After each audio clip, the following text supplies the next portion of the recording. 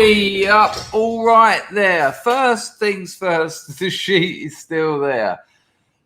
Now, that's not to say I slept on a bed with no sheet or duvet. I was up so late. I was up. My eyes haven't even fully opened. Not. They're not even about.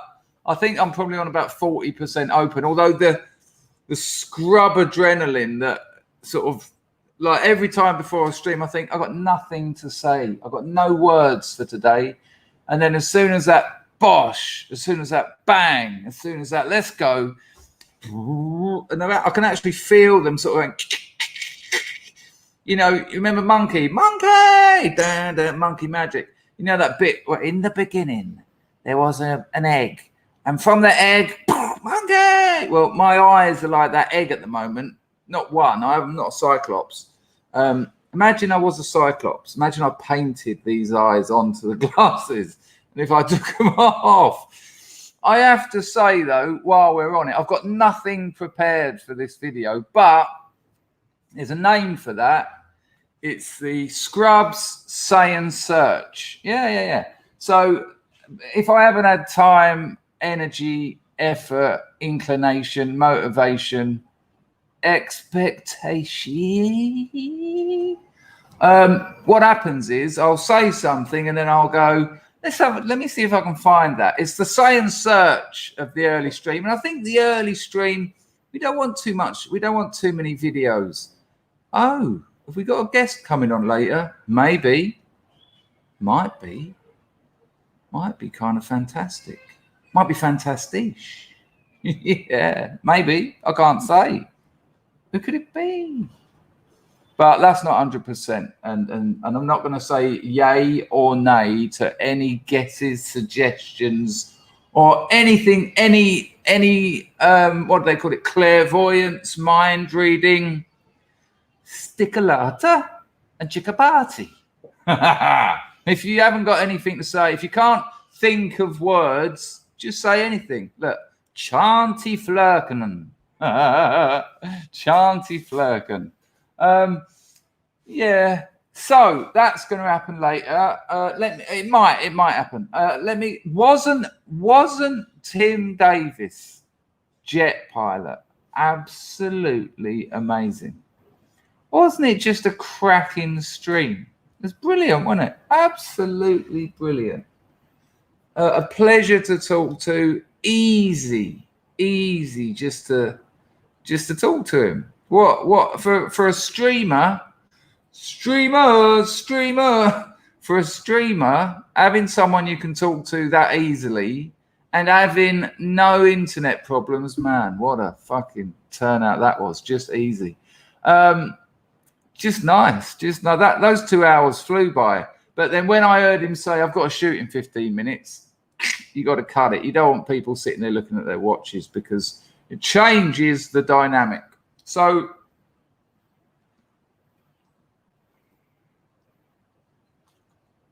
what I'm saying is today is going to be the Scrubs Say and Search. And we've already got one. Because as I was talking about, maybe I've painted my eyes on my glasses. Hello, Dennis. Yeah, what a guy. Hello, Grego. Yeah, he was excellent. Yeah, I tell you what, Ian, there's been one scrub, I can't remember his name offhand, but he's been telling me to get an Ethernet cable for quite some time. No, it was absolutely superb. Hello, Baz. Listen, once and for all, people, we're not going to go. Who was that lady that I told you all was a man and she had a very hot photo? She hasn't come back, has she? Well, Baz is a lady. Let's just get this sorted because there are still people, myself included, who continually make that mistake. It's quite weird. Mark is here. Mark is here at the beginning, not the end. He's finally worked out how it works. If you get in at the start, you see the stream. It's quite something. John Francis got in early. Steve, hello, mate. Alan was in early. Lovely to see you all. I hope you're all well. The wonderful Don is on the firm. Wonderful. Tito, Chris. Grim P. I'm never going to bother with the words. It was exactly that, which is a lot nicer than what you said on my short. But I think you went with what I was going with. I think you were playing with the angle. You can play with my angle, Grego, if you want. No problem. Now I feel like I haven't said hello to a couple of people, and they'll be like, why did he say hello to everyone else, not me? Hello, Kajetel. It was Jord. Yeah, bring back Jord. I wonder if Jord ever emailed me. If Jord did email me, I'll have her email, and I'll ping her an email, and I'll make me apologies. Hello, Keys to the Kingdom. Yeah, it worked, didn't it? It was really weird. And then everyone was like, oh, no, the things I've said. But there you go. If I've got George's email, yeah, well, Borden has been here. Borden hasn't. Borden was a good guy. Nice lad, wasn't he? But what I just want to say in search is, as I was talking about painting eyes on my glasses, as someone who practiced the art of comedy for 10 years, I just want to say that one of the funniest gags ever, and I reckon there'll be a fair amount of scrubs who will agree with this, is the Chinese eyes glasses. I mean, as a kid, you don't know this yet because, you know, you want the fart spray, you want the fake poo, you want the chewing gum that makes your nan cry when it splits her nail in half, snappy gum, I think it's called. You know, you want the smoke bombs, you want the obvious ones. But in any joke shop, in any town, in any city, tucked under the desk, gathering dust, is the Chinese eyes glasses. And if you can get, yeah, Grego, the itching powder, the stink bombs, you know, they're all the classics. But the problem is everyone knows they're the classics. But under that desk, gathering dust, is the funniest joke ever. The Chinese eyes glasses. I will show you them. And I will tell you this now. No word of a lie. Exaggeration equals nil. I had a pair of these. They never failed. Never. They absolutely never failed. Could any of you lot ever had them? Brinkley has opened up the grift straight away. Absolutely awesome. May as well get up if you are. Nice one, Chris. I haven't even done it. That's brilliant. Thank you very much. Appreciated. The whoopee cushion. Yeah, but these are my points. These are all classics. These are all classics. Yep, done that. I don't know if it was rose hips, but it was one. I think we used to make it out of chestnuts. Similar deal. You open them up, you scrape the insides out, and then you put it in your mum's clothes, and then you feel really bad afterwards because she's like, don't do that again. That's like, I've got some kind of allergic reaction. She comes up like a bloody, looks like she's got an alien. Okay, La is standing by the other one. Yes, Grego, you know, Grego, you've been on fire lately. You've obviously got a fantastic sense of humour, which either means your life is going really well or really bad. That's you. Funny people are either working out trauma or celebrating. I don't think there's an in-between. But the Chinese eyes glasses are just, they've never failed. Now, let's see if I can find a pair. There you go. In your classic politically, you're going to love this. In the classic politically correct, you're going to like this a lot. It's only a small image, but using my computer skills, I will enlarge them. Wait till you see what these are called. And this must have taken some consideration. Have a look at this. Oh, there you go. Chop suey specs. Fool your friends, it says there. Fool your friends with this oriental disguise. So there you are, walking along, and you see your mate from school, and you quickly dig into your bag, slip on your chop suey specs. Let's just have another look at those bleeders.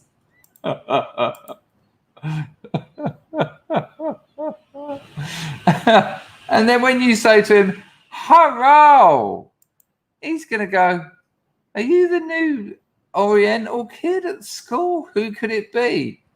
Don, they were then. They were then.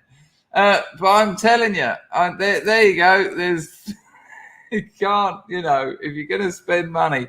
Oh, good Lord. Name Lindsay now. Slitier. There you go. That's what John thought. Look at that. Oh, Dennis is suggesting it would be an effective disguise if you didn't want to be recognised. Oh, that has absolutely caused a palaver in the stream. Some proper problems. Hello, Tech Roach. Good to see you. Yeah, no, Wolfie, they're the funniest joke in the world. We had a set in the squat, right? And people would hoard them. I want to see maybe if I can. It would be incredible if there was a video of someone wearing them. See? Scrub saying search. Say search. You don't need to prepare. You don't need to do any work when you've still not put your bedding on. If you haven't got your bedding on, you ain't getting videos prepared for a stream. Let's see. Chop suey glasses joke. I'll put that into YouTube. Oh, man. Nothing. Just loads of people making chop suey. Let's try what they're really called, Chinese eyes glasses. Well, you know, science search isn't working as well as perhaps it could have done on the first ever attempt, but we got the still. Let me see if I can find them off of YouTube. Someone wearing them. Wearing chop suey specs. There's something just honestly, if you go to the beach, if ever you go to the beach, here, look, I've got a bloke wearing them. It looks like he got punched. Oh, this looks amazing. We got an actual racism story based on the chop suey specs. Science search has worked like a dream. Right, let me get this grift out of the way. I got my monthly YouTube payments, and it was disappointing. Absolutely disappointing. It was really shocking. Right, in a minute, we've got something excellent. I might even know him. So there was. Oh, I don't want to ruin it, but I found an article about a geezer that got punched on stage. Now, a lot of comedians lie about being punched on stage. One bloke, Jim Jeffries, the Australian, was an unknown mediocre comic. He got punched on stage. It was on film. Film? Yeah, it was like on a magnetic tape. No, it was on a, what's that? It's a fucking, oh my God, what's it called? I can't even remember what film's made of now. That's how far away I am from it all now.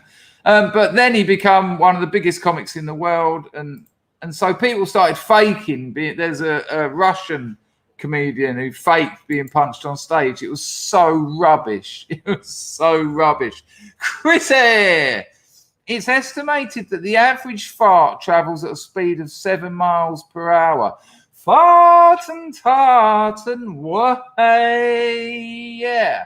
You're reading, I just saw your comment on the short, Chrissy. You're reading fun facts or something today, aren't you? You said that Scotland has something like 417 words for snow on the, I read it. I'm sure it was you. If it isn't, this is très l'embarrassement. Nice one on that, Lady Godiva. Chrissy, yeah. John, man, not a problem. No one ever has to apologise. Come on. It's all good, John. And it is, weirdly, you do usually send me the number of the beast. John already has small eyes. Are you not going to buy a set, no? Okay. Yeah, no, this is excellent. Thank you, Chrissy, for that. Much as appreciated. Let me just get entropy sorted out. Entre. Oh, but yeah, like I said, people who've just turned up because we've had a massive. Oh, hey, why is that playing? We've had a massive swell in numbers since I mentioned it. Very likely that we'll have a very special guest later. That's all I can say. I will not be. It might not happen. I have to say that. But honestly, wonderful. And an absolute pleasure. Right, let's get on to this article. No, let's get this grift sorted out. I've got. Remind me to tell you about parkour add-ons because I'm doing it now. So yeah. Right, all right. There, you can join the channel. Links in the description. If you join the channel, you pay a little bit monthly. It's like £1 bottom strata, £4 middle strata. As someone has just done, nice one. Name Lindsay now. So Lindsay has now either joined the bottom, mid, or top strata. £1, £4, £7, something like that. These members get one private stream a month, and we get them on the screen. It's not me talking at you. It's more of a laid back chat, and scrubs talk to each other with me just sitting there sort of picking my nose and stuff. They're really good fun. They are available to watch for everyone afterwards, but you've got to cough up a few shrapnels to get in them. But like the lowest strata's £1. So that's how you can support the channel. Nice one, name Lindsay No. Hey, I just realised it is No and not now. Is that a typo? Is your name Lindsay No? You can also do a super chat. That's the paying mantis. It's all in the knuckles. That'll be the $sign at the bottom of the chat. That's handy. Or entropy. I'll put the entropy link in the chat. It's in the description. And I'm now going to pin it to the top comment in the chat. It'll be the pinned comment. So that'll be there for you. And you don't need to ask me for it. I don't expect to get rich or make this my full-time job. But I do appreciate the odd donation because I do put a lot of time and effort into this. I do love it. And we have got something good here. Everyone who comes here mentions it. All our guests mention it. What lovely people you've got. What a community you've got. Devon is absolutely blown away by it. And weirdly, it was Devon that kind of showed me that you can build a community on YouTube. And you need the community to do it. I just am kind of like a point of focus. But yeah, and I have to say, although what I just said about my monthly kickback being disappointing, in truth, you're a very generous bunch and it's much appreciated. So that's the grift. The grift is done. Right, let's have a look at this article because this looks amazing. Hang on, I'll share it. I might know him, but be prepared for it being staged. It might not be, might not be. Right, so this is from a blog called Angry Asian Man, and he says, look at this, me love you long time comedian gets punched on stage. Now, what's funny about this is, so a bit of comedy, which is using race as a theme, which I don't, what's the problem with that? It's a joke. It's meant to be a bit edgy. It's meant to challenge things that we usually don't talk about. That's kind of the role of comedy. But that's not on. Physical violence. I know people who've died from being punched in the face. I had a mate, right? He was a junkie, really. And a real proper junkie, though, like a wreck of a man, honestly. And I knew that he had a kid who was about 8 years old, and he never saw him, nothing. The mother of the kid turned up out of the blue one day. He hadn't seen her since the baby was born. He just walked out and went, I can't do it. I'm out of my head. She turned up and she said, listen, I've been thinking for the last 7 years. If you get clean, we'll move in together and you can raise your son. And he fucking did. He was on 130 milligram of methadone a day, which, believe me, that is a walk through hell on your head with people shooting you point blank range. That's dying every hour. Every hour you die and you're reborn. It's hell. That's hell. And about 10 bags of brown a day on top of that. And all the crack and whatever else he could jab in his dying body. He done it. Not in rehab. No, he just done it. He for his kid, he done it. Bless him. I couldn't believe it. Out of everyone you think isn't going to get clean, it was him. His name was Storm. His parents were hippies. Storm. His house was a fucking hole. He got clean. He sorted out his benefits. He even done some voluntary work so that he could get a bit of experience, so that maybe he could get a proper job later. And one day, his neighbour, they moved into this. They got a house on the welfare. The missus was working though, so he was bringing up his kid. Kid's life was just amazing and changed. And then one day, the kid was in bed. He's only about 8 years old, and the next door neighbour was just playing heavy metal, really loud. And he went round there and he said, "Excuse me, mate." He said, "Look, I don't want to be a party pooper." He said, "But my kid's got school in the morning. It's 1 o'clock in the morning. Do you reckon you could just turn that down a bit?" And the bloke punched him, just punched him in the face, killed him. He died. It killed him. After all that, it killed him. So while we look at this article, which is telling us how bad it is, look, me love you long time comedian gets punched on stage. It is immensely satisfying. Oh, you know, this is your I know, we know already this is a progressive fall. You know, violence is all right. It's all right to punch people. You can't mention someone's race or anything, but you can punch them, and that is satisfying. Yeah, I know that's a really sad story. I know. Yeah, that Grego, that was me just being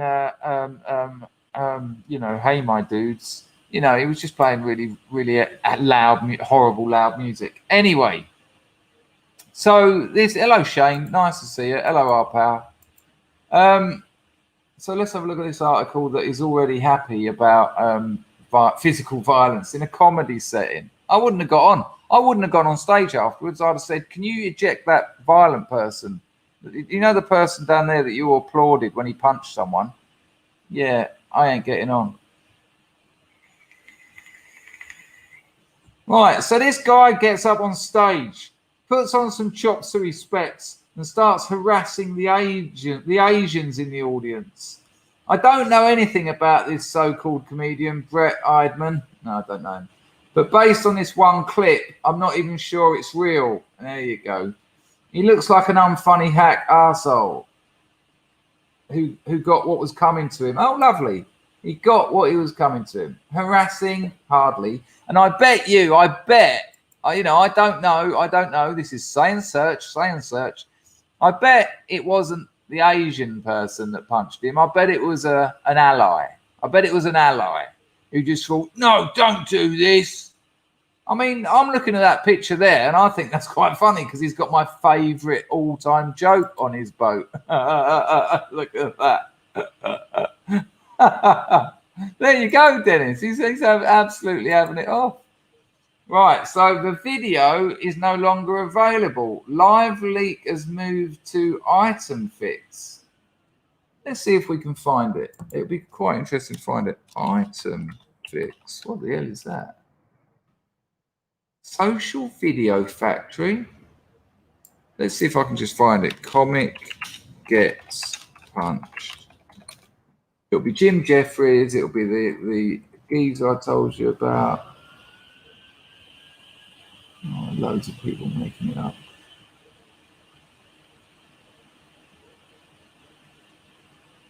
Comic gets punched. Shop. Let's try shop suey. No, it's just that blog. There would appear to be no.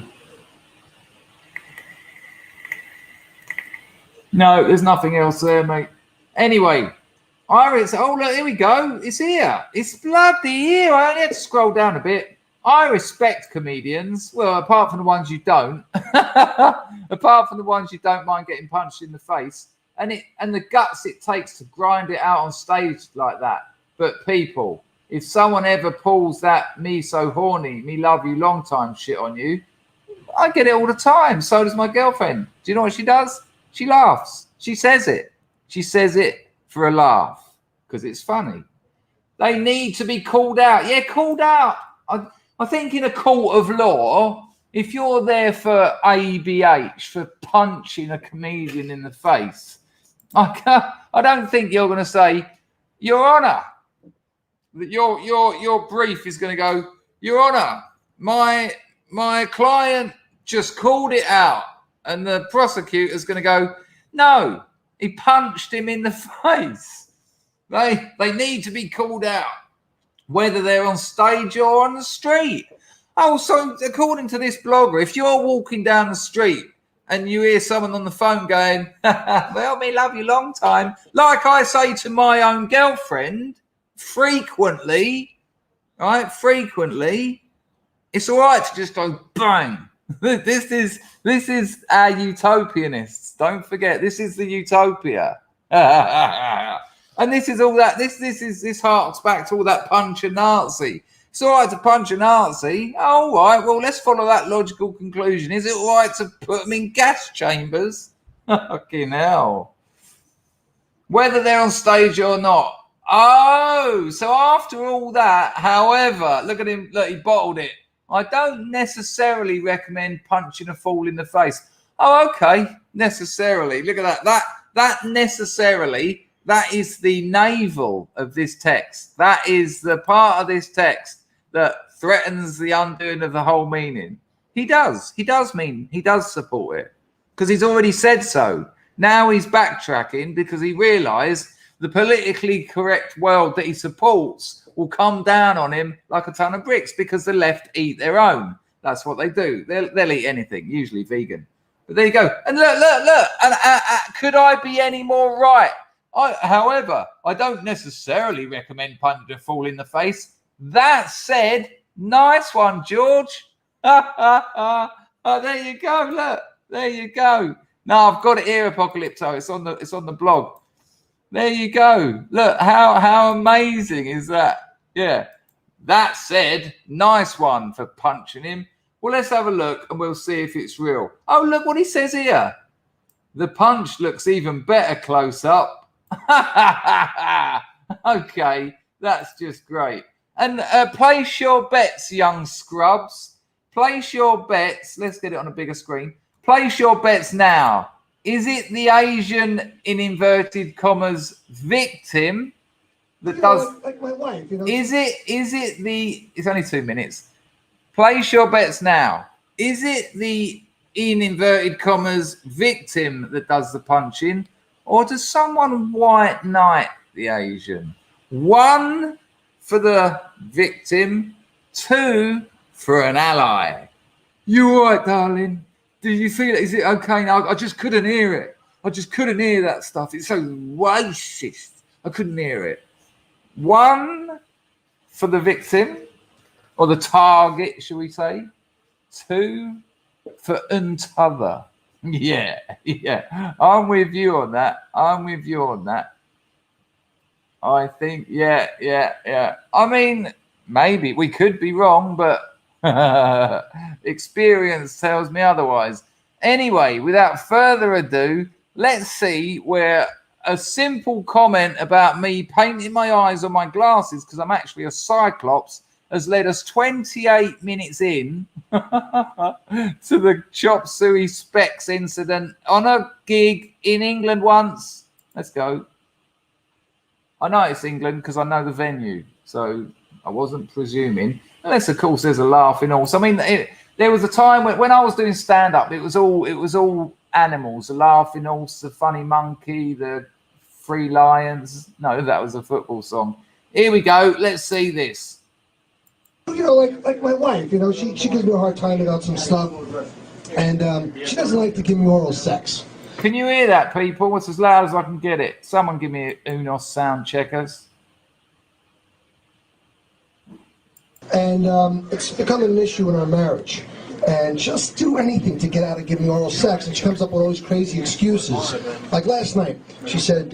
it would appear to be in America. It's not the laughing horse, it's the laugh horse. So I stand corrected. Sound good. Thank you, people. Continue. I'm sorry, but I have a nut allergy. I'm like, oh, great, thanks. I heard a woman's allergic to nuts. And I said, that's fine, honey. Let me tell you what I'm allergic to. Monogamy. I just want to point out, this is blatantly an open mic gig. So you turn up and you just get 5 minutes on the stage. This man is terrible. Absolutely terrible. There you go. Out come the Chinese glasses. Hello, my name is Tom Fuck. I wish you would come to my seminar, and if you do, I'm gonna give. Did you see that geezer dressed up as his favourite anime character there? Look. Look at those slides. This is awesome. You do, I'm gonna give millionaire. Millionaire. You see, I buy a house for $2,000. Are you not cracking up? Exactly. Yeah, I am. This is funny. This is funny. And this is why open mics are funny, because they're awful. But you don't punch him. If you're really upset, you have a word with him afterwards. Just say, you know what? The people might find that a bit much. That's all you have to do. I sell it for $800,000. That's more money than you people make in lifetime doing whatever the fuck you do. Come to my seminar. What's your name? Oh, he's going. George, are you having fun time? I think George. It is George. We were all wrong. That geezer's gonna clump him. That geezer's gonna clump him. We were all wrong. He was. I was. It's quite Thanks for busting my balls, George. You look like my brother. That's quite good. What you do for a living, George? Besides busting my balls. I'm a bank teller. You're a bank teller. You know what kind of job that is? That's a loser job. That's my seminar. Let me tell you something, George. My father told me long time ago when I was just tiny dumb fuck. He said, dumb fuck. Hang on a There are minute. two types of people in this world. Is it going to be George? No, I don't know actually now, Mad Lizzie. I think if that fella was going to look at this woman's face, she's proper pissed. I don't know if I reckon that fella might have already done it. I mean, he's a bit of a unit, that comic. I reckon that geezer would have already done it. I think someone else is going to do this. I think we might still be wrong. I think we still... visionary companion, let me tell you something. All comedians have terrible gigs, most of the time as well. And when you see a special and it's like an hour of absolute belters, they wear the same clothes every night and they cut it together out of about 20 different gigs. All comedians have terrible gigs. You know, when I was performing regularly, about 3 or 4 times a week, half of them, 2 of them a week, awful, shocking. And, you know, because it's hard. It's not an easy thing to do. You know, people have got their own stuff going on. So, you know, and you learn when you have a bad gig. Because you learn, well, why did that happen? What can I change to make that happen? How can I, you know, and that's your stagecraft. If you're losing the audience, how do you get them back? If you've upset people, how do you get them back? If they're not laughing, how do you make them laugh? Where do I go with this? And that's how you learn. If you don't have bad gigs, you don't get better. I promise you. And you, when you walk off the stage after a bad gig, fuck me, man. It's a bit of a terrible walk home. It's really hard. Here we go. Winners like me and losers like you. Now come to my seminar. Going to my seminar is quite funny. She's laughing. She's laughing. Let's just pull that back. She was laughing. Look, when he says, "Go to my seminar." Now come to my seminar. Look. She doesn't want to, but she did laugh. This is weird. Oh, you're so pretty. What's your name? Rachel. Are you with George? Yeah. Oh, you should not be with him. You should be with me. I love you long time. Go to my seminar. Please say it. Go to my seminar. Man, you're so pretty. George, she is very, very pretty. Let's be honest. Nah, George is going to clump him about now. Oh, me so horny. Me so horny. Oh, no! Yo. Just... Get him off! Come on. Get him off! Come on. Get him off! Somebody get him! You know, like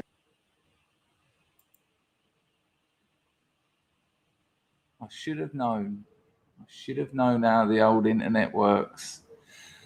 I should have known it goes from a punch to a push in the blink of an eye. He pushed him over. Look at Rufus absolutely cracking up. Go to my seminars. Quite a funny line. Yeah, he went to George's seminar. Well, that was a peculiar turnout. Comedian didn't get punched on stage. I got clickbaited all the way to the end there. But I reckon you could make that happen. I reckon you could work that into quite a good piece. I think the boyfriend wasn't George, who we're assuming was the boyfriend. He wasn't upset about race. That wasn't a racial thing. It was when the geezer started thrusting his girlfriend. When he started thrusting at her. That's what upset him, because he'd already said, go to my seminar. He'd had his chop suey glasses on for like 5 years by then.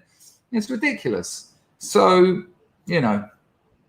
Anyway, the moral of this story is get yourself a set of chop suey glasses. They always work, except then. Yeah, I'm with you on that, Mike. It was when he started getting a little bit penile.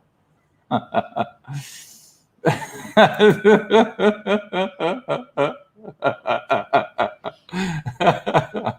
know where you're going with that.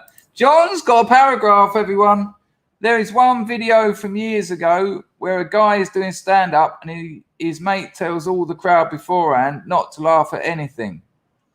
Oh, I think I've seen something like that happen in real time. I used to do things, John. Like when everyone was in and there'd be a few seats spare, but I knew that they were booked, like they might have reserved on them. I'd say, listen, when these people come and fill these 2 seats here, I'm gonna, and I've done this. I'm gonna not do my set. I'm not gonna tell stories like I usually do. I'm gonna say really unfunny nothing. Not like just literally things like, if you put a bottle on your head, you can call your mum une peg. And I want you to absolutely crack up and applaud, and then I'll say something else, and then we'll get that rolling laughter. All comics want that. That if you can get rolling laughter is when they're still laughing at the previous gag or moment in the story, because I was a raconteur, not a joke teller. I told one joke in my whole comedy career. I told it a few times, but just the one. And I'll see you later at 42. I saw your missus telling you to go to bed. Take care, mate. So if you're telling a story and they're all cracking up and then it goes like this, and while they're still laughing, you get another one in, and then they're struggling for breath. You know, you want them to die essentially of asphyxiation. But so I basically prepped the audience. Yeah, I knew that was coming. I'll tell you it. I'll tell you it. I'll tell you it in a minute. I've told it before. It's quite brutal. It's not going to do my reputation any good. So I said to the old crowd, when they come and fill those seats, because they're obviously late, just crack up and make it, and just freak them out, right? Okay. Now, this is a little bit like the story I told you about my mates at school. So, quick diversion, but I'll tell you the short version. So, when we were all at school, me, Darren Booker, Jason Evans, Wayne Arbour, right? Me and 3 mates. We're in an art class. Wayne Arbour, lovely kid, actually. That's why this makes me more pained now than ever. He goes to the toilet. I say to the other 3 kids, Darren Gold was there as well. Jason Evans, Darren Booker, Darren Gold. I say to them, listen, when Wayne gets back, I'm going to ask you, when did all that green shit come out of your penis, which meant that you could now come, all right? So I inserted an artificial moment into the development of puberty. There was, I sort of suggested that, you know, your voice breaks, your balls drop, but also there's a moment of like discharge of like green stuff. You know, I was like 12 or something. And when that happens, that signifies that you can now produce sperm. Yeah, I was quite a precociously intelligent young lad. All right, I said, so go along with it. And we'll see what Wayne does, right? So Wayne comes back. And this does make me feel bad because he was a really nice lad. I'm sure he's doing really badly in life because of this now. So anyway, Wayne comes back and I go, oh, guess what? I said, it happened. I said the other night, I said I was in the bath, right? And I was just washing, and then suddenly my balls really hurt. And then all this sort of like, it looked like just like green, like you know, like you'd mashed peas or something, just come out. I said, so now I can come. Now when I wank, I won't just go, no. I'll sort of produce sperm. I said, has it happened to you yet, you lot? And so Darren Booker, he went, I was in the bath as well. He said, no, I had it about 6 months ago. What about you, Jason? Jason went, it was a nightmare. He said, I was down in Dartford town. He said, I just felt something and I've gone into the McDonald's toilets and it's all down my leg. Darren, what about you? And I can't remember what he said. And then it was like, Wayne, what about you, Wayne? When did it happen to you? Poor bloke. He looked really, really under pressure. Face went red. He was sort of like he was looking really, I might have to contact him and say sorry. He went, yeah, I was in the bath as well. He went, it just shot out, it was about a year ago. Right now, I thought that then we'd all go, wanker, we've absolutely done you up, you lying bastard. Oh no. We all felt it. We all felt the pain. We all learned something. We learned something we didn't want to know about humans. And it was just horrible. It was just awkward. We were just like, okay. Darkness, man. I didn't know that I was going to learn that. I just thought I was going to go, no, you're an idiot. No, we were all gutted. We were all gutted. Yeah, no, absolutely, Mr. African. They were, it was, yes.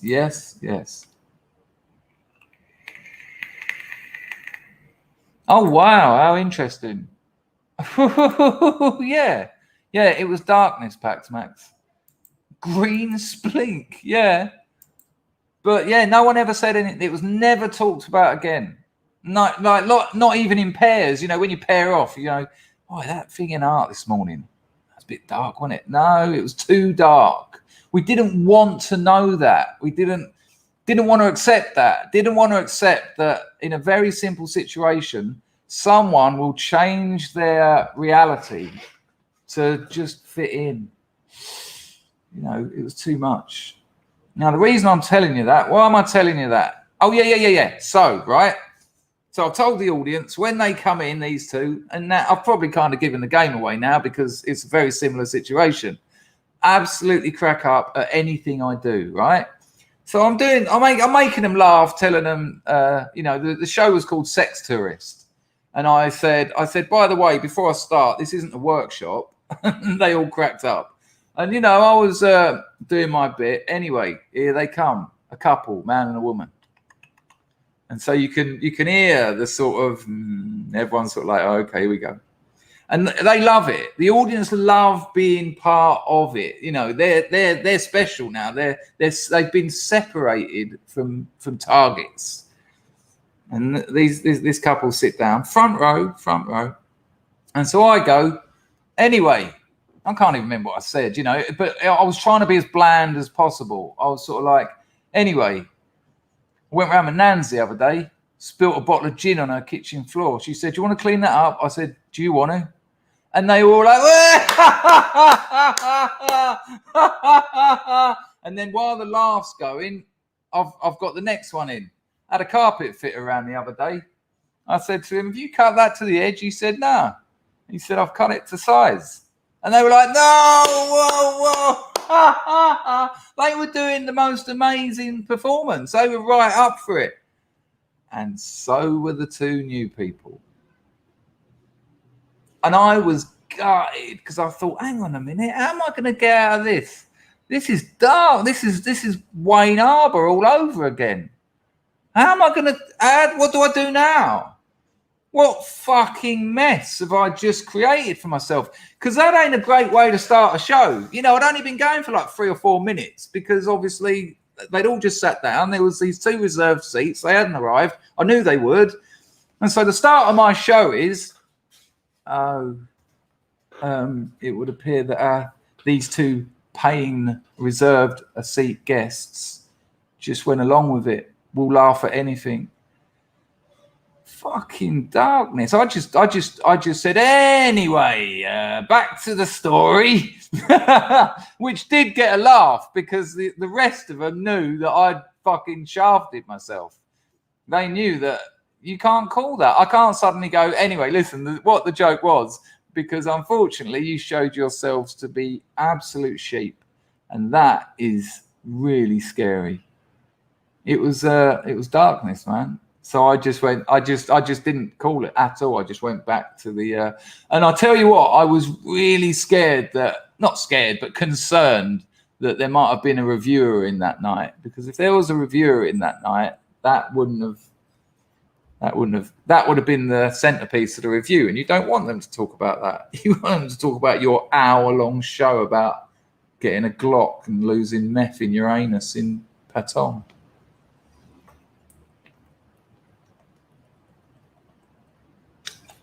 Awful though, isn't it? Humans, eh? And that kind of completed the circle. That kind of completed the circle from the Wayne Arbor incident. I hadn't learned. Right, I'll tell you my one joke that I ever told, and I did tell it a few times, not many, 5. I'm not a joke teller. I'm a raconteur. I tell stories. But I did have this one joke because I could usually judge the. Oh, come on, man. You must have heard that story. I lost 2 ounces in my arse. I had to pull it out with a fork. Yeah, it wasn't good. Excuse me. Yeah, this grift is appalling. This has been 47 minutes of the ultimate morning content. I couldn't even remember the word because there hasn't been any. Right. This is my one joke that I ever told. So I was living in Soho at the time. I actually was. So I'd say a lot of you know Bunnings. That's just rubbing it in, mate. That's just rubbing it in. No money, no likes, but viewers. We can be thankful for scrubs on the firm, you know. Right. So yeah, no, it was about the size of a Snickers. It looked like it when it come out as well.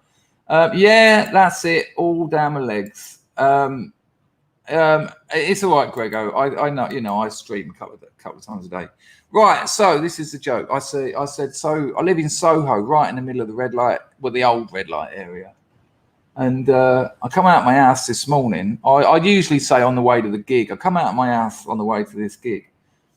And there was a girl standing outside, and she was about 14, 15.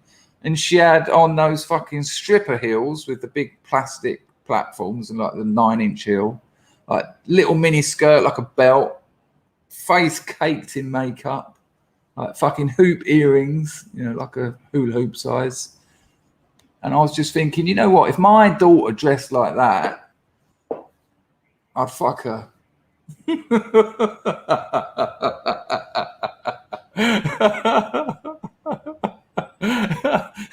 And I've said that to an audience to absolute silence. And I've thought, why have you opened with that again? But I've also said it, and they have absolutely, it's brought the house down. And then it's like, right, we're in here. They're gonna like the rest of my material. Cheers, John. Pizzle liked it. Brinkley thought it was all right. Yeah, it was. You know, what are you gonna do? You can watch that joke again because, yeah, that'll be on other people's channels. Dangerfield, he made another joke about things that weren't real. Good Lord. Do you know what I mean, Grego? It's ridiculous, isn't it? Right, okay. I have got a little video, but I think we'll come to that later. Right, people who've turned up later. There's a very thank you, Mr. African. I'm glad you're enjoying that. There you go. There you go. So yeah, well, this is it, Rob. And I have had 120 people in a room crying with laughter at that joke. So the first joke I ever told, the first story I ever told was also the last story I ever told in my comedy career. It's a true story about having sex on acid with a girl who had no hands and a disabled back. She had a partially inverted spine. That was my first ever story and my last ever story. And it used to go down an absolute, and I wasn't taking the piss out of her. Well, quite the opposite. I was impregnating sperm into her. But it was a funny story. It really was. But, you can imagine the walkouts. I've often said to you that my Edinburgh shows were sold out. There was no standing room. All the seats had gone, no standing room. They weren't always like that by the end. Some people I've had stuff thrown at me. I've had people yank the mic lead. No! I've had people just try and shout over the whole gig and have to be removed by security.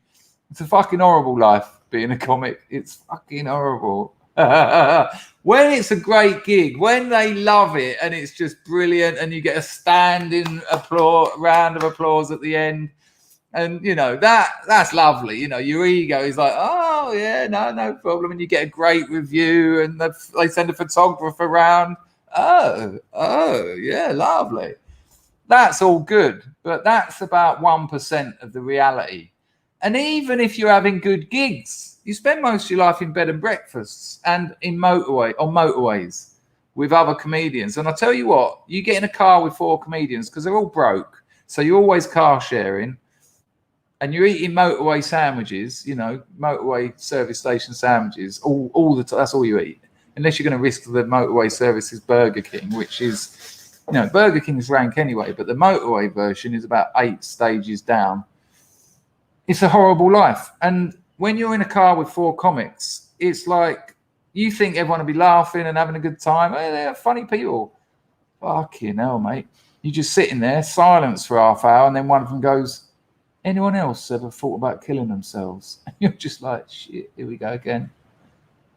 Here we go again. Or one of them's having a nervous breakdown. I've had five gigs, and they've been the shittest gigs of my life this week. Am I a good comedian, John? What do you not think I'm a good comedian? And you're like, oh, don't do this, because we don't. It's a horrible life. When I one day thought, no more. I fucking hate this. The last gig I had was a nightmare. I hadn't slept for 3 days. I thought I'll be all right. All I need is a few gins. Turned up to the gig. He was like, are you all right? I was like, yeah, I'm good, mate. And then before I went on, all night he kept going, we've got a very special guest on for this venue. They've been running for about 8 years. This was the last show they were ever doing, and he asked me to headline it. I said to him, it won't work. He went, I want you to do your sex with children show, right? Which is a story, let me get this in, about I was the child, right? But that was the kind of joke. When you see that in the Edinburgh Festival, sex with children, you're like, what? And I said in the blurb, that ain't a play on words. This is a show about sex with children. I just didn't tell them at the time that it was me. I was the child. So it was loads of stories built around that incident. Oh, it went very well. 5 stars, big double page spread in the Scotsman. Lovely. He went, I want you to do that. I said, it won't work. He went, no, it will. I said, no, listen, when I do that show, it's my show. My fans come to see it. They know what to expect roughly. And that's why it works. It will not go down in a club. He went, no, it will. I said, it won't. He went, I'll give you 400 quid. I went, when is it? I just thought, fuck that. I'll take 400 nicker. I don't care if I die on stage. Which was not actually how it went down. I hadn't slept for 3 days. I'd been out on it. I'd been singing and I thought, I'll be all right. I think, to be honest with you, I so didn't want to do the gig. I just spent 3 days avoiding thinking about it. All through the gig, and he had about 10 other acts on. But think about it, if they're all doing 10 minutes, that's already nearly 2 hours of stand-up. Most of them dull as fuck. Then a fucking intermission in between, so 5 acts, half hour. Everyone is so bored, they're half pissed, and it was like a Tuesday night or something. And I was in there going, I'll do us a quadruple gin and tonic, can you, love? No, it's on the house. I'm the headliner. She was like, oh, okay, no problem. Girlfriend's calling me. Hang on. She knows I'm streaming. Darling, I'm making video. Oh, what a surprise. I'll talk to you afterwards. Okay. All right, darling. I'll call you in a bit. Okay. Bye, darling. Love you. Bye. Right. So all through the night, he keeps going, you're going to love the headliner. We've had a real result here. He kept saying it. In the intermission, I could hear people going, I've heard it's Russell Brand. And I was thinking, oh, you've really got this wrong. And other people were saying, I've heard it's so-and-so. Like real top, top TV acts. I've heard it's Alan Carr. And I was thinking, oh, no. And then before he introduced me, and the atmosphere was so bad, before he introduced me, he went, right, are you ready? Are you ready for your surprise headliner? One of the best acts I've ever seen. He said, this isn't stand-up comedy as you know it. I was thinking, what? Don't say things like this. What are you doing? He went, this is more of a comedic experience. I was like, oh, don't reframe it. And I was so drunk and I hadn't slept and it was shit. It was absolutely shit. There's no real story here, but I just started doing what he asked me to do, that show, and it just wasn't going down. No, he was too busy at the one gig he does every week. Yeah, it was shocking. And afterwards, he said to a mate of mine, he didn't know the geezer was there with me. He went, should I pay him? My mate went to him, I would if I were you. If he'd have said you ain't getting paid, I'd have, well, you know what I'd have done. I'd have bit his throat out. But no, he didn't even say anything to me. He came up to me and he went, and I went, thank you. As I was walking home, I opened the envelope. I looked at the money, straight in the French house. Lovely. And I said to myself, I said it out loud. I went, I am no longer a stand-up comic. Fucking wonderful. And it was just bliss. And you lot got the benefits of that, because about a month later I thought, yeah, but I still want to tell stories. What is this thing they call the YouTube? And here we are 6 or 7 years later, and it's lovely to see you all. But yeah, there you go. Right, we've got 120 people here this evening, UK time, 5 o'clock, right? 1700 hours. There's a very good chance I've got a very special guest coming on. You do not want to miss this. Oh, nice one, Plastic African. That's lovely.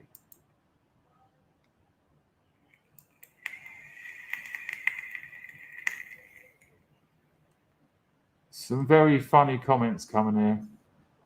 But yeah, he didn't say anything to me. He just handed over that money. Thank you. It was a shocker. I absolutely hated it.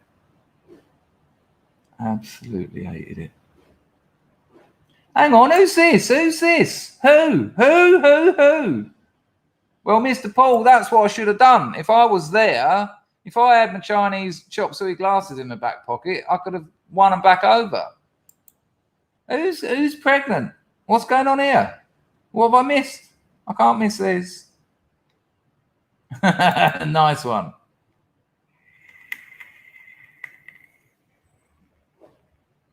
Yeah, this is what I'm thinking. Someone just said someone is with baby. Thank you, Chrissy. Oh, if only we should have been married by now. Oh no, what, coming on later? No, imagine. I've tried. I've got a little bit of script that I can ping off an email and it will do all possible variations. So if I put in Joanne Guest, it will ping off Joanne Guest at Hotmail, Joanne Guest at Yahoo, Joanne Guest at Gmail, Joe Guest at Joe.Guest, Joe blah, blah, blah, blah, hundreds of variations. That's how I get in touch with people. And because usually you'll grab one because people tend to have a few different emails. Garlic Gorilla. Did you solely write your stand-up? What, did I write it on my own? I never wrote anything down, ever. I never, ever wrote anything down. It was just stories. It's much like my YouTube videos when I used to tell stories. I just would sort of think, right, what am I going to do tonight? I'll do the sex with the disabled girl on acid. I'll do blah, blah, blah, blah, blah, blah. So I'd have 3 stories if I was doing 30 minutes. When I'd done my Edinburgh shows, one of them was called Sex Tourist. One of them was called Sex with Children. And the Sex Tourist, I thought I'll just tell them what happened when I went to Patong. I didn't write any of it. I didn't rehearse any of it. And on the first night, I'd done an hour show and I got a plethora of 5-star reviews. Dangerfield is the new name in stand-up comedy. Dangerfield will go far, all this. Because I just love Stephen, you absolute beauty. I've actually earned some money talking. Your numbers looking all right today. They're creeping back up. They certainly are. And I want to bless you, Scrubs, for engaging with the shorts and the community tab, because that's why other people, one of those shorts has had about 2,000 views. So people that without you commenting and sharing and liking, we aren't getting new people, but thankfully you are. Your numbers looking all right today. They're creeping back up, getting new people here and there. Looking good, man. Just keep your spirits up. Thank you, Stephen. Oh, I will. Don't worry. I won't stop streaming again. I love it. I mean, Tim yesterday, how amazing was that? And if this fella turns up later, we're going to have a blast. Well, if this fella turns up later, there'll be 350 people in here. You watch. Because although it says 120, about 300 people have already come and gone. Because when I look at the analytics afterwards, people come in, they'll do 20 minutes and they'll go. And I get that. It's not, they don't necessarily not enjoying it, but they've got lives to lead. And so, but if they come in later and on the off chance this fella turns up, they won't leave. So that'll be fun. Nice one, Stephen. That's helped me keep my spirits up. You'll be surprised what a quick lady does. Right, look at people guessing. Is it Jewel? I'm going to see if I've got an email from Jewel, and I reckon I'll get Jewel back on the firm. Rob Attrill, love your story about the kebab shop and scoring. It's fucking superb. I can't even remember what you're talking about. Give me a little bit more info and I'll remember. You plastic African. Look at that. The grift. It must flow. 10 bob, boss. Like I've suggested, when we meet up, we should do a little amateur stand-up to break the ice. Right, here's the plan for the in real life meet-up when I come to England. First thing, I'll take you for a little walk around Soho and I'll tell you a little story at each place. Then I'm going to try and book the top floor of the French house. And that might be quite funny. We'll do a little open mic. So if anyone wants to get up and do 5 minutes, that's quite a good idea, actually. If anyone wants to get up and do 5 minutes, we're all scrubs together, no dramas. It'll be just fun. Get up and tell a story.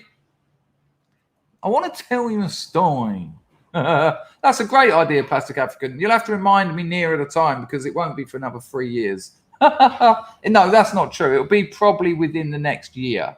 I don't mean before January the 1st. I mean, I've got to sort out my passport. I've got to get my girlfriend's passport, which means getting her a new ID card, blah, blah, blah. And I'm worried she's putting off that ID card because it will give away her true age. Nice one, Plastic African. Nice one, Anglo-Saxon. Yeah, he's a great guest. We'll get him on again. That's the second time he's come on. But the old Tuesday banana, It's a morning. Nice one, Strontium Dog. Yeah, man, he's great. Thank you, Ian. Much appreciated, mate. I'm not saying who it is or who it isn't because that's not how this one works. It might not even happen. Brian, got a day off. How lucky. How lovely. I mean, we've done Monday. As I said in the description, this is now the semi-naked water slide to the weekend. I mean, it's almost Friday. And if you've got a day off, good Lord, that's Friday part deux. Oh, yeah, the gags are flowing.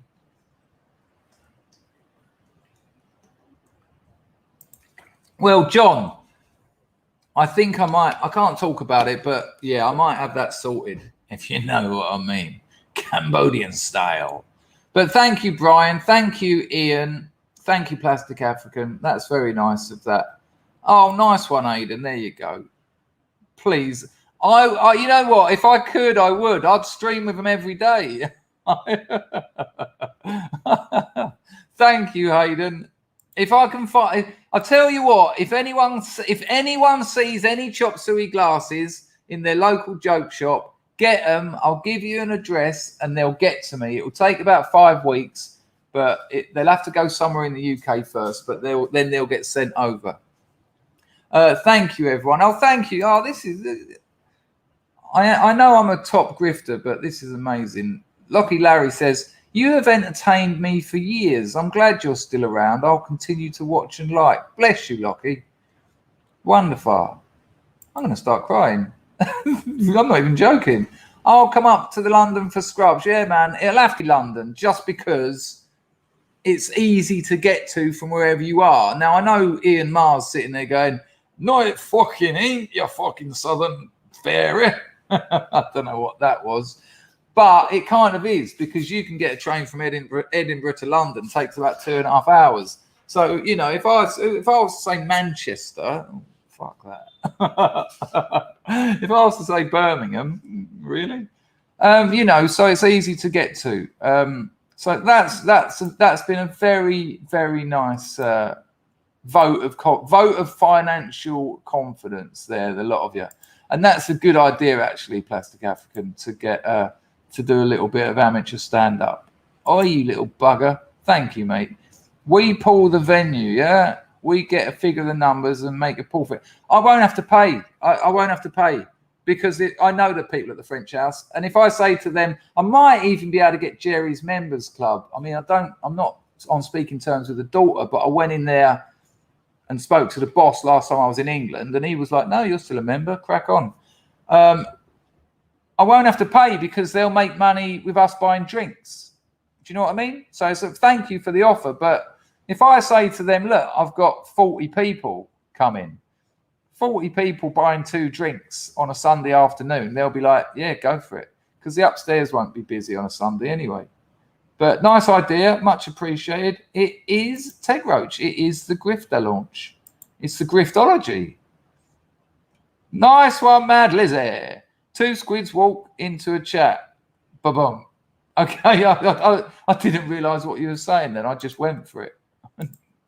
Thank you. There you go. Chris has only got 30 minutes. Well, think about me. I've got like a 15-hour flight.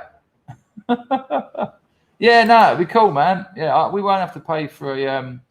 Thank you, Mike Edwards. Lovely. Lovely. Oh, that was all lovely. That's cheered me up. An absolute... Yeah, you're right, actually, Ian. I forgot about that bit. But, you know,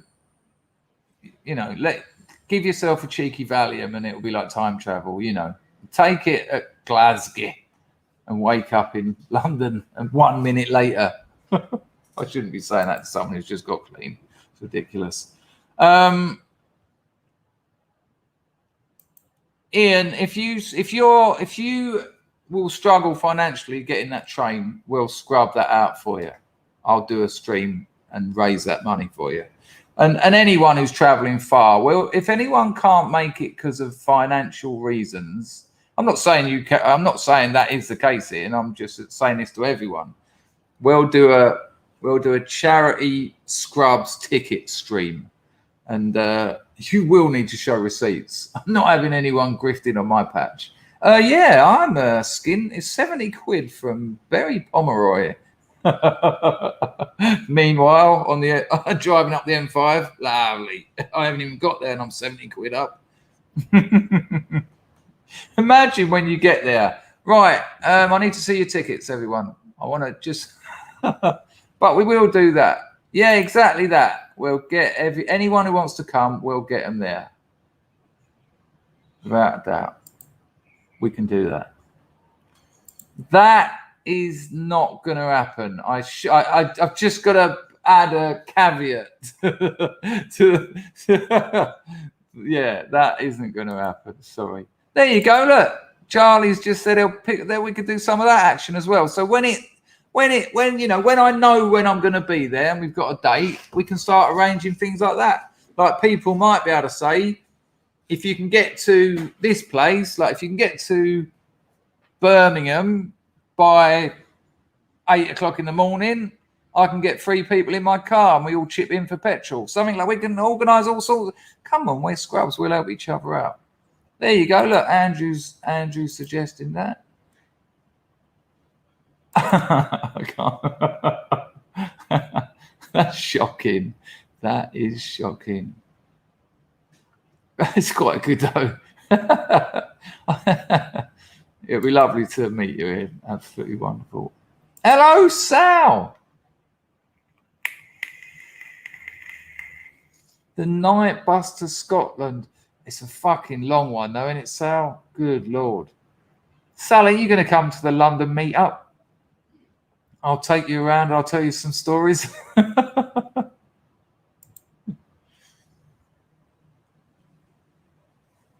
Oh, no, that's still on the cards. It's only 6 hours from here. And I've got someone in Tasmania who wants me to go there as well. I want to pop in and see Baring and his missus and their new baby. So, no, the Antipodean, the Dangerfield in the Antipodeans is definitely on the cards. Listen, if you just turned up, oh, that would be wonderful, Sally.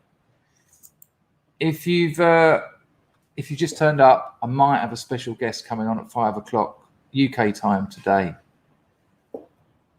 But I've got to sort. There's so much to sort out, but I am going to try and sort it out because I've got to see my mother and I want to see England. Because when I come back, I don't know if that'll be happening again. It's a lot of money. Manny Moo is actually going to need a couple of people to carry him. Can't we chuck you in a chair? Haven't you got like a wheelchair or something? Is this real? Are you being honest?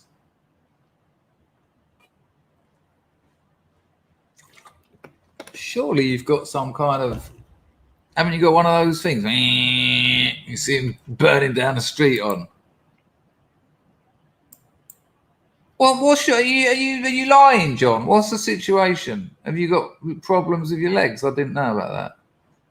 No, but that's how you get through. That's how you get through life here, and I know the feeling well, mate. Absolutely know the feeling well.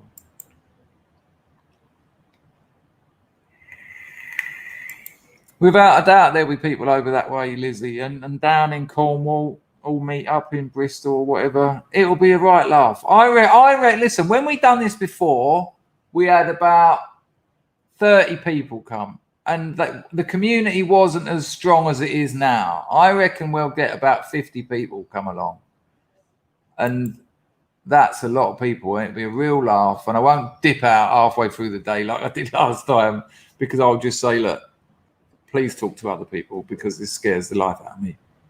I'm not very good. In the flesh, I'm very dull. I'm a really boring bloke. Nervous, twitchy. I can either not stop talking or say nothing. Windy. Yeah, me too. Excellent work, Mr. X Hunter. Lovely.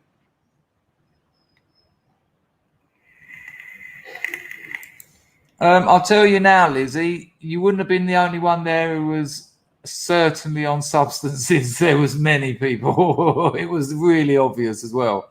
And even the people who weren't on substances, good Lord, did they drink. Fuck me. It was a good day though. We all went and had a Chinese massage. I already done a load of work this morning, Windy. I can't do it. I haven't got the. I feel too guilty. I've already put in a couple of hours. You know how it goes. I don't stop working. Hello, Sezu. Nice to see you. Yeah, exactly that. I don't. It's weird. It's weird. I don't know. Oh, good call, Paul. I know exactly what that is. Good call. Look at him dropping that in, a little spiritualized lyric. That'll be from the album Ladies and Gentlemen, We Are Floating in Space, and it is from the song Think I'm in Love. That ain't bad, is it? Look at that. Nailed it. I think it's called that anyway. It's been a while. That came out in what, 93, I think? No, that would not go well. And there is a slight concern around things like that. No, I live here. I live here. I like it here. I love my girlfriend. I want to have a family. Yeah, there was a few people who were proper red-eyed. Wolfie slapped me around the face. He slapped me in the head. It fucking hurt. No, I couldn't believe it. I thought, well, that's a nice start to the day. Fucking hurt. He went crack. I was like, oh. Strange way of introducing yourself.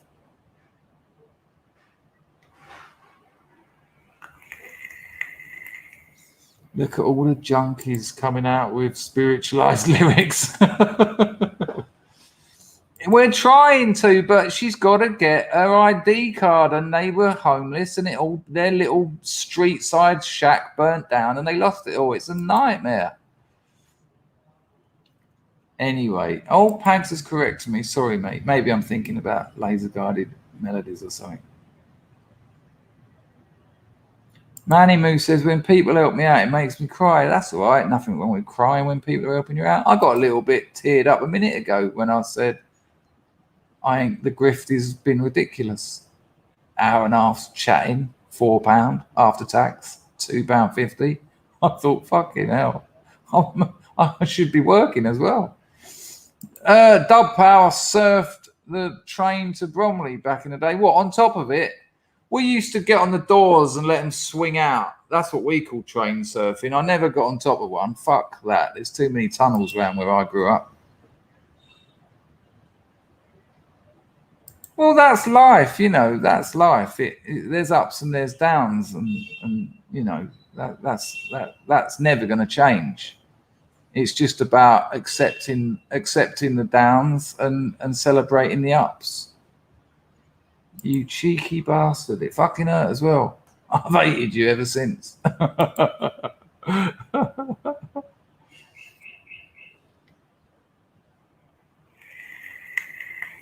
Good call, Riggs. Good call, Riggs. Oh, how interesting. Because the original one was in a blister pack, wasn't it? Great album, though. Are you a fan, Pags? Are you, well, obviously, if you know the year it came out. Nice one, Ash. Much appreciated. Andrew got on top of a moving train in Vietnam once. Armed guard. Oh, you could probably get away with it in India because half the country's on top of the train. There's first class inside it, second class on the side of it, and no pay on top of it. But Vietnam, no. I mean, they are essentially a communist country, but oh dear, that was a bit silly. I'm going to serve a train to Hanoi. No, you ain't. Longside M12, when I say don't get trapped, I mean make sure they don't lock you down. No, I knew exactly what you meant. Yeah, no, I know exactly what you meant. That would be awful. Oh, yeah. Because remember the old doors? You'd slide the window down so you had something to hold on to. Then you'd open the door, and while the train was zooming along, you'd just swing out. And then you'd be going, and you'll be thinking, when am I going to get back in before another train comes and smashes me into 1,000 pieces? What is that? What's that novel? A million little pieces. Frey. Not a bad novel. Oprah stitched him right up, got him back on, said, "You're a liar. Oh, how dare you write a novel and not tell the truth? Oh, whoa, what a horrible thing to do. Fucking ridiculous. James Frey, that's it. A Million Little Pieces. It's a good story. It's good, well written, good story. What a horrible thing to do to him. Schrodinger's cat flack. Well, if you're copping cats flack, you know you're being shot at by the right pussy. Have you heard an England scorned by light vibes? I have no idea what you're talking about, so I'm assuming the answer to that is no. Dub Power's mate's signature move was a 360. What, on the edge, on the running boards of a train? Good Lord. Plastic African is going to a friend's place to help clean it up. He's had a heart problem and drinks too much. He can't cope. I'm going to clean up his house. I told him that if you keep it clean, it helps. Let me tell you a story, Plastic African. True story. When I left a rehab in Bury St Edmunds, one of the blokes I was there with, this old lad, Martin, his name was, he went to like Eton. He was like captain of the cricket team, captain of the rugby team, you know, top boy. And he was a multi-millionaire. He set up all the New World wines that came into Europe in the 80s, like from South America and all that, Chile and all that. Well, he was something to do with that. He sort of started the whole New World wines coming into Europe and made millions. But he told me he was literally drinking it out the pipe of the sort of 1,000-litre sort of drums. You know, every 5 minutes they'd walk outside when no one's watching, pull the pipe out and Anyway, he was going to the NA meetings every night, and I lived in Bury after rehab. I thought I'll spend a year here because I know the recovery community. I get to go to aftercare at the rehab, which was just for the lols, really. And that would make sense, and it did. And Martin would be at meetings every day, and then one day he I stopped seeing him at meetings, and everyone was a bit worried about him. And then an old mate of his who turned up at the rehab after Martin had left the rehab, he said to me one day, he said, listen, he said, Martin's back on the piss. He said, will you come round his house with me? Because A, if he's dead, I'd like some support. He said, and B, if he's not dead, he respects you and admires you, and you might be able to talk some sense into him. I said, yeah, of course, no problem. He said, come on then. So we jumped in his motor, and another bloke as well, this young lad called Mickey, who Martin also liked. You know, we got on well with him. So we've gone to Martin's house, right? Bang, bang, bang, nothing. Bang, bang, bang, nothing. At the window, can see him sitting there like this. His head was about the size, yeah, his head was massive.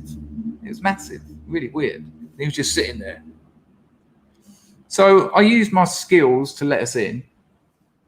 And we got in, and non-destructively, I hasten to add.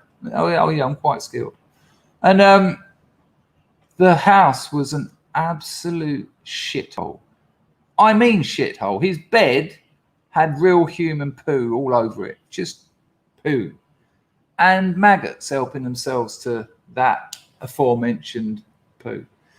In the kitchen, there was a big, like, almost sort of catering sized saucepan sort of thing on the hob that was just black, and the gas was still on. It was just 2 inches of charcoal, basically. Lord knows how long that had been on. There was puke everywhere. It was just hideous. And this had been about 2 weeks drinking, because 2 weeks before we'd seen him at meetings sober as a ghost. And he was sitting there. He had all this sort of clear bile down his front, down his shirt, and all that. And when we've walked in, if 3 people come into your house, you're gonna respond. And he went, oh, lovely to see you. And so the other geezer was like, Martin, you've got to sort this out. Oh, by the way, there was bottles everywhere, right? That's key. And we were like, you've got to sort this out, mate. You've got to stop drinking. I said, you need to get hold of some lithium. You need to get some vitamins. I said, why don't you talk to Chip, the boss of the treatment centre. I said, he'll be able to give you the drugs you need so that you don't die coming off the booze. And he went, that seems like a good idea. Okay. And so me and these other two lads, we said, look, we're going to clean your house up. As we were cleaning it up, we counted, this is 2 weeks drinking, 138 empty bottles of wine, 138, 2 weeks. And about, I can't remember exactly, but it was about 20 empty bottles of like vodka and gin and spirits, basically. 2 weeks. And the mess. And as we were tidying it all up, I said to his mate, I said, you know what?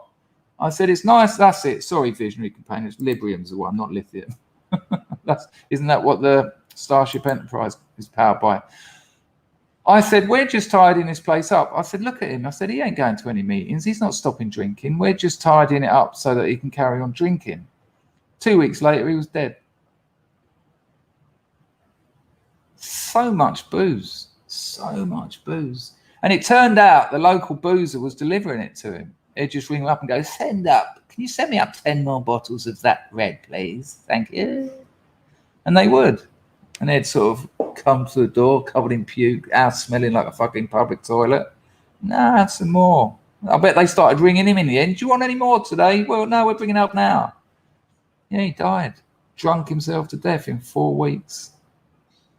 He was a year clean and just such a lovely bloke. If you know, he used to turn up to meetings, pink shirt, yellow Lyland Scott around the shoulders, nice pair of trousers, you know, handmade shoes. Multi-millionaire, had everything going for him. He had 2 kids. I met his daughter. You know, his daughter come to a couple of my gigs actually after he died. And you know, even me, who's had a life of substance abuse, I still don't understand it. I still don't understand it. I don't think you ever will. What is it inside you that makes you do that? What is it that drives that?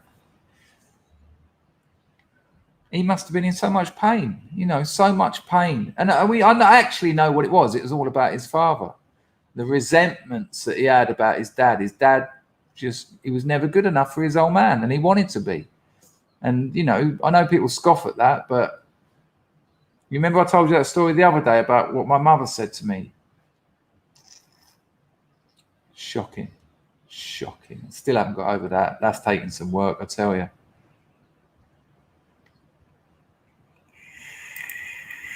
Ain't even slow. It's just suicide. Well, I don't know if maybe for some people, Tech Roach, but his life wasn't empty. He had 2 kids. He had plenty of money. You know, I think he just couldn't find peace because he couldn't let go. He couldn't look. If you've got an emotionally unavailable parent, that's where I am at the moment. She's always been like that. She's never been there emotionally. She cleaned the clothes, you know, made food, no problem. All that stuff, lovely. But you have to accept that. You have to just say, look, I'm an adult now. And he couldn't. He could not accept that he was captain of the cricket team, captain of the rugby team, left Eton, like very intelligent man, made millions importing wine, had properties all over the world. And his dad didn't like him. That's the fact of it. And he would not accept that. And he was always trying to prove to his dad that he was worthy. And that's not the way to go. What you have to do is accept that your dad don't like you. You can't change that. That is just the way it is. And you have to forgive yourself. Fuck it. All right, fuck it. It's not my problem. He's a cunt. That is what you have to do. And he couldn't. He just couldn't. Well, there you go. You know, and my mother was brought up by 2 alcoholics. She doesn't know about that stuff. She doesn't. You know, I've gone round my middle class friend's house with a mate. We've gone in, and the mum's gone, oh, hello, Chris, hello, James. Sat down. How's college going, James? What have you been doing this summer? You know, what was your dissertation about? How did it go? And I look at that and think, wow, imagine actually asking your kids about how their life's going and what they're doing. This is so foreign to me. But, you know, you have to make peace with that. All right, that's the situation. Doesn't mean I'm not worthy. Doesn't mean I haven't got value. It just means that ain't going to happen. That is never going to happen with my mother. And she never had it. She doesn't know how to do that. She doesn't know that's part of parenting because her parents were drunk. They lived in pubs. They owned pubs. They drunk themselves to death, the pair of them. And my mum had to look after her two sisters. That was her job. So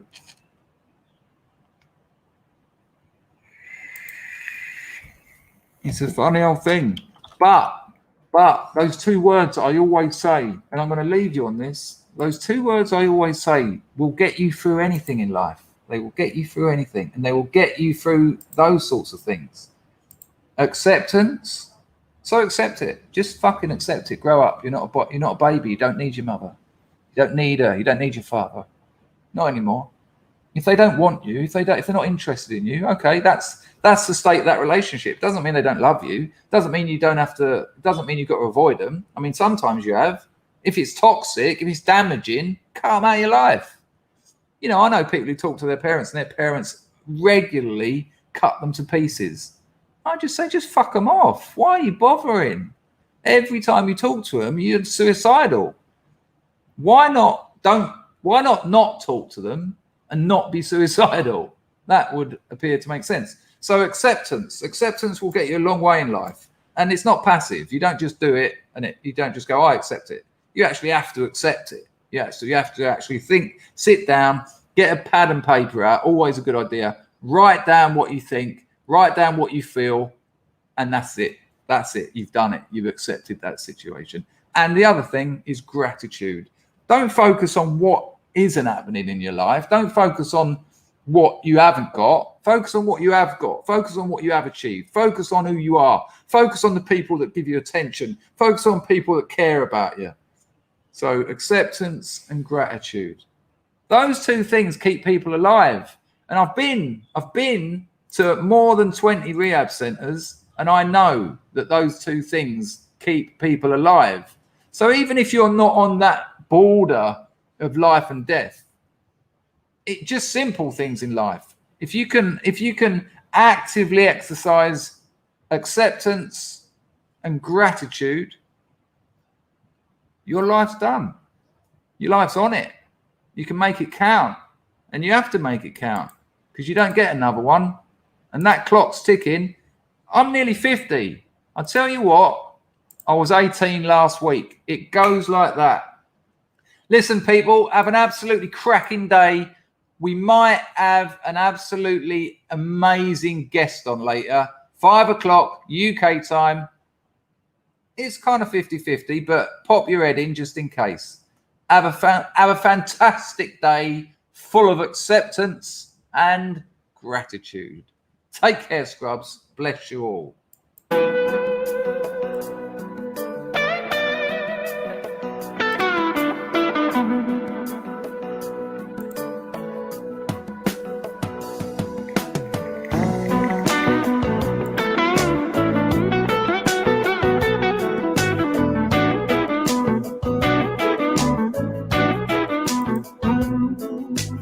Everyone knows I'm gonna be the first man down.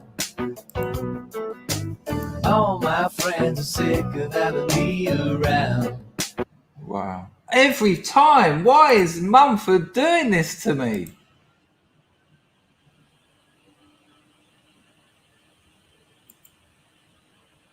Gonna be the first man down. Good Lord. All my friends are sick of having me around. Nobody wants to give a buddy one last Hello, break. Liberty. Ain't seen you in a bit. Nice to see you. Can't go on, I've taken all a man can take. Special thanks to Rags for looking after the place. In the world to watch you drown. Maybe my mind will fail to ever find the point. I'm going deep. Hello, Art Clo Rocks. Down Nice name. underwater. Gonna make my grave Look after yourself, John. underneath the wave. I'm going deep, deep down underwater. Cheers, Gonna Reese. lay my head Nice one, Livy. with a bed. Yeah, man. Looking back, I rejected every place I stayed. Rag sent me some photos of his archery. Fuck me, man. It's like Robin Hood. Don't give up before the war begins. So I get high to justify the mess I'm in. See you later, MSN. People get mad and people get sad, but at least they have a cause. I struggle to feel emotion I could really trust. I'm going deep, deep down underwater. Gonna make my grave underneath Wow, the there you wave. go. I'm going deep, deep down underwater. Nice to see you, mate. Gonna lay my head. Thank you, Pax Max. Nice one, Grim.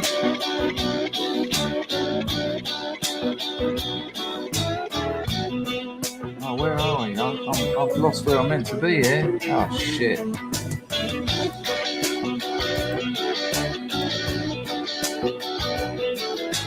There you go. There you go.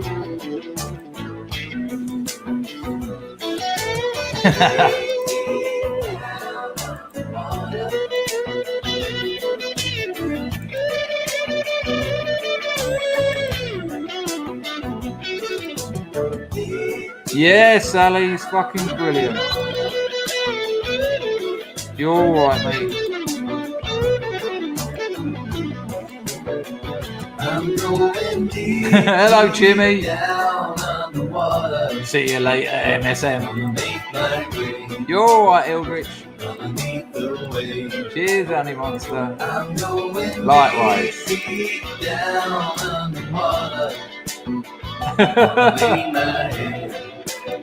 Sorry, I'm trying to get these all in before this tune stops. I think I'm nearly there.